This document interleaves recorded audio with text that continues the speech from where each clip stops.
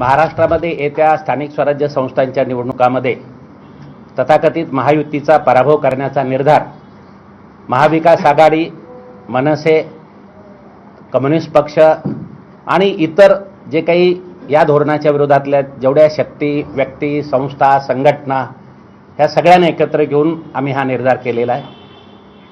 आम्ही जनतेच्या बाजूने उभे राहणार आहोत। तर काँग्रेसचे नेते सचिन सावंत फोनवरून आपल्यासोबत जोडले गेलेले आहेत। सचिन सावंतजी, स्वागत आहे तुमचं।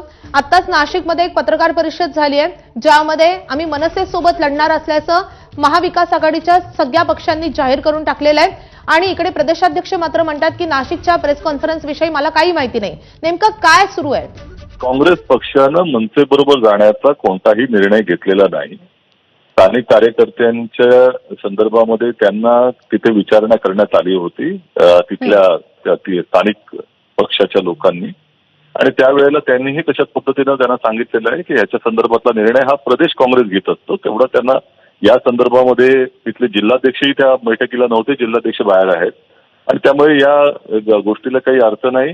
काँग्रेसनं अशा पद्धतीचा निर्णय घेतलेला नाही, ही खरी परिस्थिती आहे। आता वडेट्टीवारांची प्रतिक्रिया आली, ते म्हणाले की स्थानिक पातळीवर नेत्यांशी चर्चा करावी आणि त्यानुसार निर्णय घ्यावा। आता स्थानिक पातळीवर जर नाशिकच्या नेत्यांनी निर्णय घेतला असेल तर इतका संभ्रम काय? म्हणजे नाशिकचे नेते परस्पर जाहीर करून टाकतात, असं कसं काय चालतं? मी स्वतःही स्पष्ट केलं होतं की काँग्रेस पक्षाने निर्णय घेतलेला आहे की स्थानिक पातळीवरती आघाडी करावी किंवा एकत्र जावं, एकटं जावं, या संदर्भातला निर्णय घेण्याची मुभा देण्यात आलेली आहे। परंतु फक्त इंडिया आघाडीच्या सदस्यांबरोबरच चर्चा करावी हेही निर्देश देण्यात आलेले आहेत।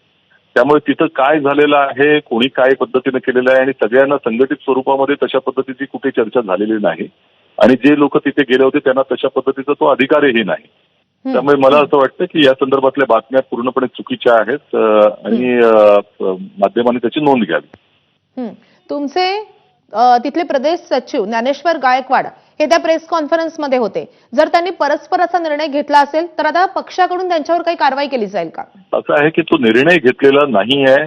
त्यांनी माझी तिथल्या जे काही त्या ठिकाणी उपस्थित त्या कार्यकर्त्यांशी ही चर्चा झालेली आहे, कारण त्यांना तसा तऱ्हेचा अधिकारही नाही आहे। त्या संदर्भामध्ये काय भावना आहे ती त्यांनी प्रदेशला कळवायची असते आणि प्रदेश काँग्रेस त्याच्यावरती निर्णय घेत असतो आणि ती भावना त्यांच्या वैयक्तिक स्वरूपाची कोणी तिकडे व्यक्त करत असेल तर त्याला काही अर्थ नाही।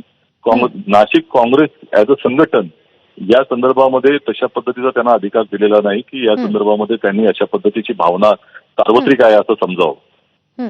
तुमचे आणखी एक तिथले पदाधिकारी आहेत राहुल दिवे नावाचे, त्यांनी प्रेस कॉन्फरन्समध्ये असं सांगितलं की वरिष्ठांच्या सांगण्यानुसारच आम्ही हा निर्णय जाहीर करतोय। मी अशा पद्धतीनं जर ते सांगितलं असेल तर त्यांनी चुकीचं आहे। मला माहिती नाही, मी त्यांच्याशी बोललो, त्यांनी आतापर्यंत मला काही सांगितलेलं नाही। सचिनजी धन्यवाद आमच्याशी बातचीत केल्याबद्दल।